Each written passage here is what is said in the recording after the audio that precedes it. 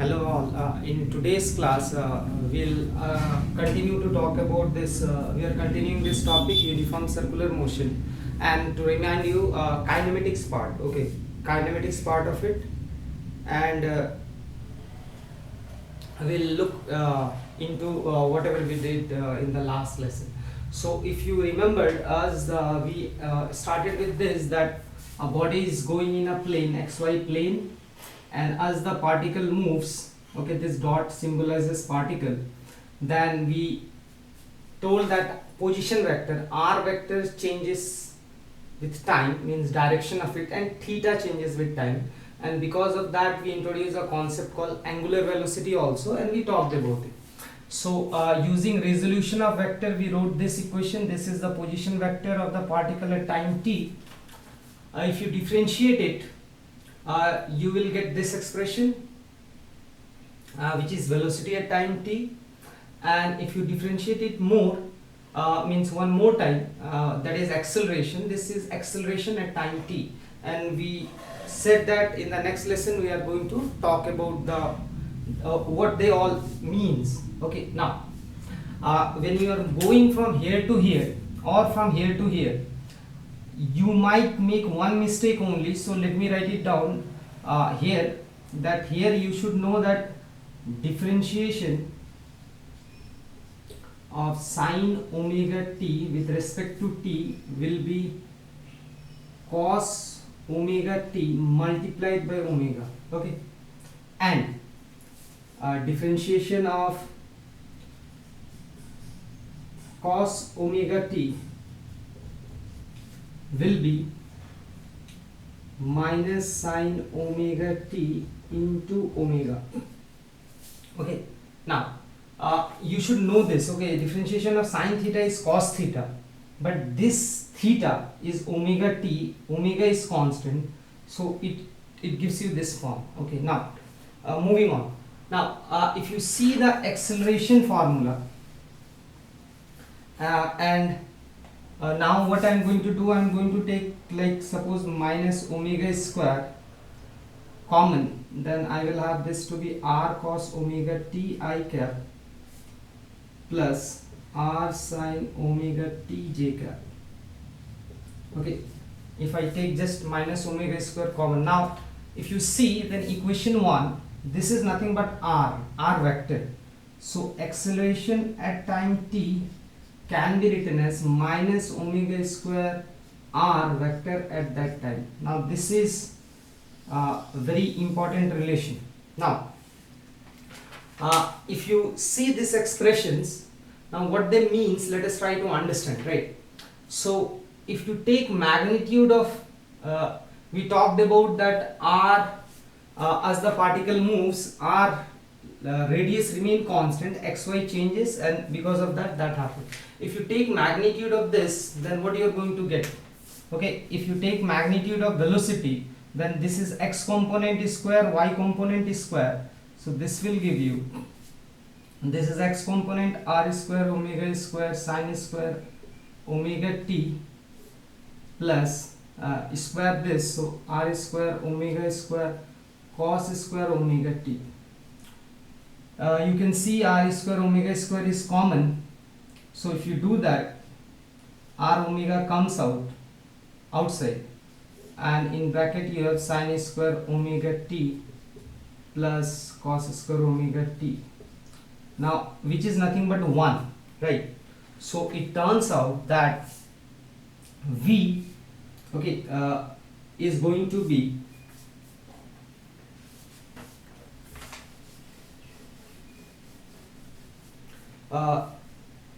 speed is going to be r omega. Okay, this is also called tangential speed, and we'll see why. Okay, now same way, if you see a is minus omega square r vector, if you take magnitude of this, right, so this will give you just a equal to omega square r. This is called centripetal acceleration. Why? We'll talk about it. Now let us talk about first what is the meaning of this. Acceleration is minus omega square r vector. That means acceleration is opposite to the r vector. So r vector is in this direction, acceleration will point in this direction. Okay, now I will try to understand all the meanings of this. Now if you see the velocity formula, okay, so the body is going like this and this is at time t equal to 0, right? Now the particle is here. Now what will be the value of position vector if I ask you at this instant, and what will be the velocity vector, and what will be acceleration vector? Fine. Now if you go back to our formula, t equal to 0, here we are supposing t equal to 0, it starts here. So you will find that r vector will be r I cap. Okay, t is 0. If you see velocity vector ka formula and put t equal to 0, you will get v equal to something r omega j cap. Okay, and acceleration you will get to be minus omega square r vector. Now r is in this direction, so acceleration will be minus omega square r I cap. So this is the direction. So if you want to plot it, then position vector is in this direction, velocity vector is in this direction. Okay, this is r, and let me use red for acceleration. It will be in this direction. Okay, now what you only have to do, you have to just put t equal to 0 in r expression, and same thing t equal to 0 in v expression, and same information we are giving here. So these three things are like this. Now you can sort of imagine it. Suppose this is in uniform circular motion. Here the particle will reach at t equal to t by 4, and here it will reach at t by 2. Here it will reach at 3t by 4, and again t in complete time period it will reach here, right? Now so what we can do, we can predict everything at each point. Okay, knowing this, so if you do that, you will come to know that at this location you put t equal to, so r expression was something r cos omega t I cap plus r sin omega t j cap, and v is r minus r omega sin omega t I cap plus r omega cos omega t j cap, right? This was the expression for time t.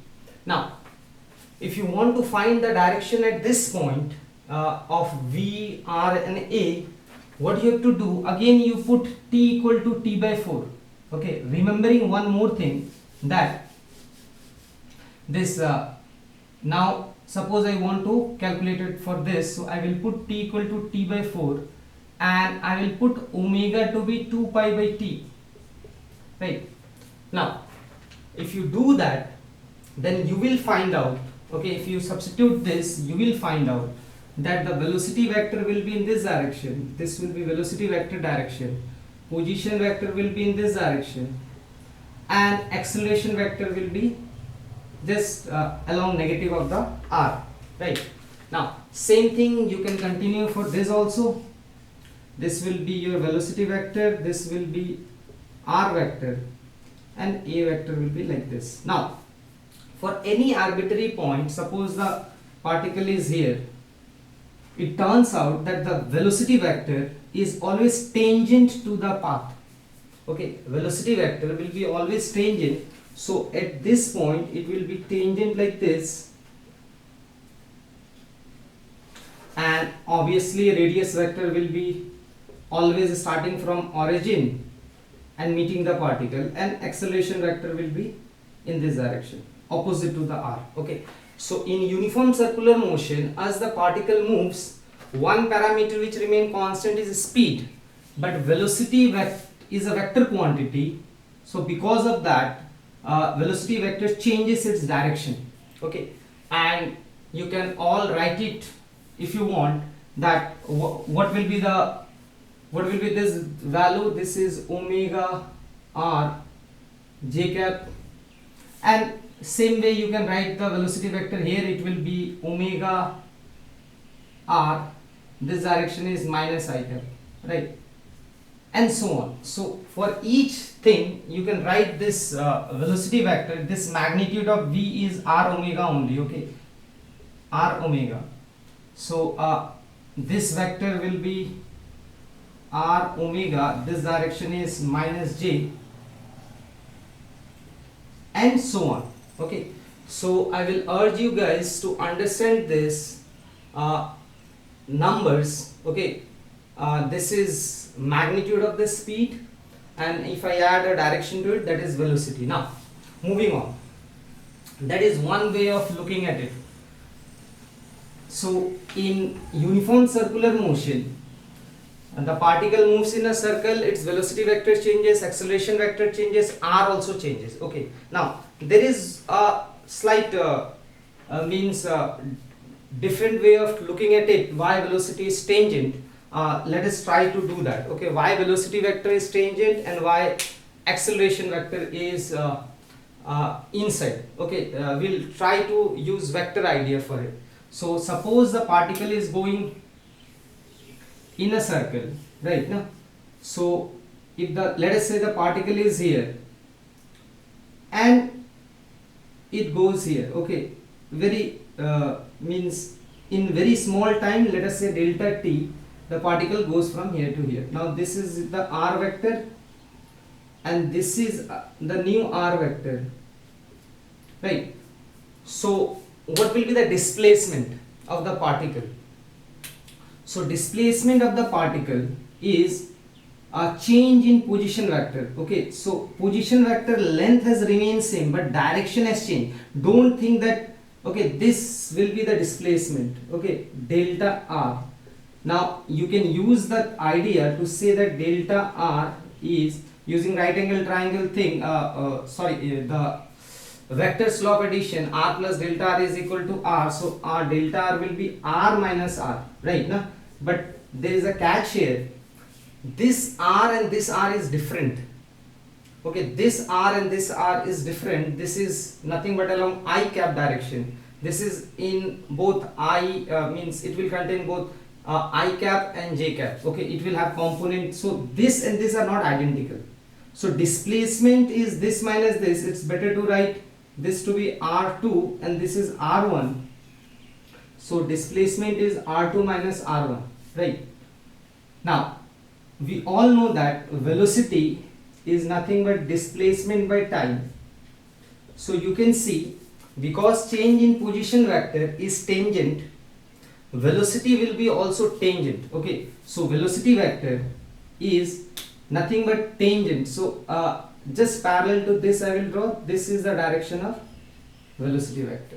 Okay, that is one way of looking at it. So at any point the velocity vector will be tangent to that point. Okay, and we proved it using this simple idea that it goes from here to here. Displacement is delta r and velocity is displacement by time, so velocity direction will be same as that of displacement. Now let us have a look for acceleration, why acceleration is pointing inside. Okay, now same thing we'll do. Suppose the particle is going in a circle and we take 2 points, very nearby points. Let us say one is here, one is here. Okay, here and here. Now you all know that velocity vector will be here in this direction, tangent, and here it will be in this direction. Okay, tangent. Now what I am going to draw, this velocity vector I am drawing parallel here to this. Okay, and this vector again I am drawing one vector parallel here. So this is the velocity vector here and this is the velocity vector here. Now, so the particle was here, then it went here, right? So to velocity vector, magnitude has not changed, the direction has changed. So change in velocity is in this direction. right? As the particle goes from here to here, okay, very nearby points, you can see this is the velocity vector along this and this is the velocity vector along this. So change in velocity is taking in this direction. Now acceleration is nothing but change in velocity by time. So you can see the change in velocity is in this direction. That's why acceleration will be also in this direction. Okay, this will be the direction of acceleration, and for that reason it is also called centripetal acceleration, means center seeking acceleration. Okay, now that is one way of looking at it. Now through vectors, again you have to understand here, this it's better to write this to be v1 and this to be v2. So delta v, change in velocity, is v2 minus v1. Magnitude wise they are same, but direction has changed. Okay, so if I write it v minus v also, nothing happens, but you might do a mistake of cancelling them. This vector and this vector are not same in direction, so they will not get cancelled. So this is not equal to 0 here, and same goes for delta r also. Okay, now there is also, so whatever we did, if you guys understand that we calculated equation of trajectory, which is this one, then we also calculated the magnitude of the speed, and we said that this is tangential, right? This is called tangential speed. And we also calculated acceleration magnitude, which is omega square r. Now if you use this thing here, v equal to r omega, omega can be written as v by r, so acceleration can be also written as v square by r. Okay, if you just change this omega using this, just put omega equal to v by r and you will get this, right? Now omega is 2 pi by t, and sometimes this 1 by t is also called frequency. Okay, so this frequency is measured in hertz. Okay, this is angular velocity, which is measured in radian per second. Okay, and I told you how to convert rpm into radian per second, right? Now this derivation, there is a simple way which was developed by a leading scientist earlier. We can derive this or this by this way also. Let us give a try. So suppose a particle is moving from here to here, let us say, right? And we join this, and suppose h is the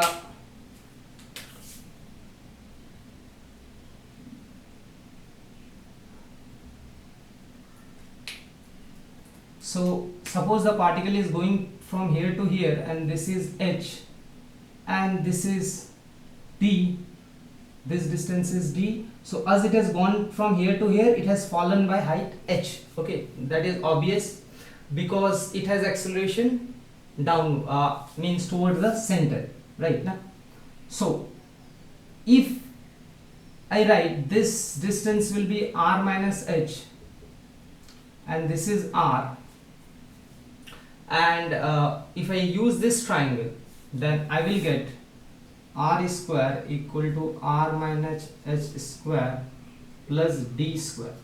Okay, these are very two close points, and as it has gone from here to here, it has fallen by this height h. Okay, now if I evaluate this r square, then r square plus h square minus 2rh plus d square, right? Now this get cancelled, so I will get d square is equal to 2rh minus h square, right? Now we'll use very elementary ideas of motion to derive centripetal acceleration. Now this h is very small, right? So as you go from here to here, these two are very nearby point. This h is very small in comparison to r, right? R is this much and h is this much. So h is very small, right? H is very small. Now, so let us say h is something 0.1. Let us say. So what will be h square? H square, you can see, will become 0.0001.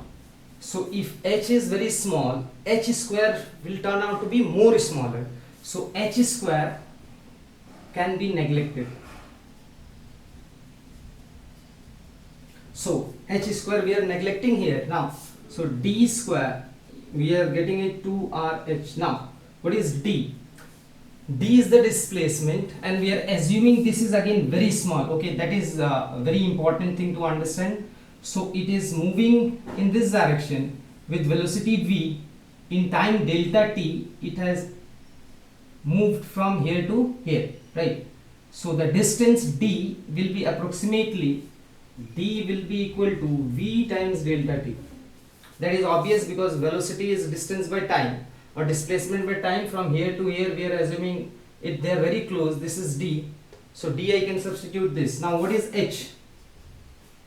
H is the height by which it has fallen, right? Now by going from here to here, because it has acceleration in this direction. So h I can assume to be half at square. If you guys remembered, if in kinematics, right, you have this expression half gt square. Here we are using a.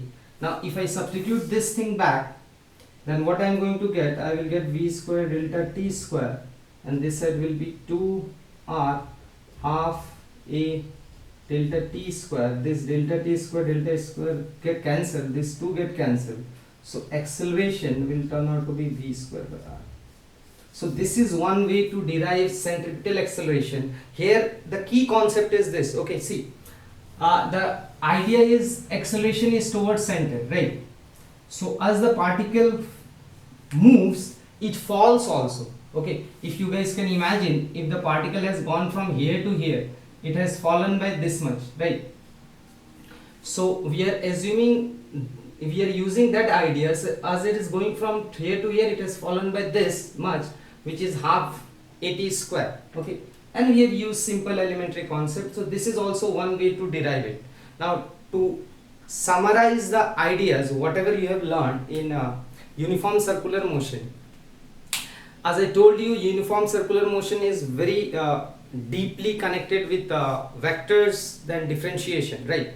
And it is one thing in which velocity is changing, okay, because r and theta is changing, your velocity, acceleration, everything is changing, okay, r, v, a, and acceleration turns out to be inside, okay, it is minus of the position vector r, it is pointed in this direction. Velocity is always tangent, okay, like this. And we introduce a concept called angular velocity. Now I guess this much is fine, but again try to understand the importance of all the parts here, okay. It's one of the topic which is an example of this motion in a plane, right? So please go through the entire thing and let me know if you have doubt. Thank you.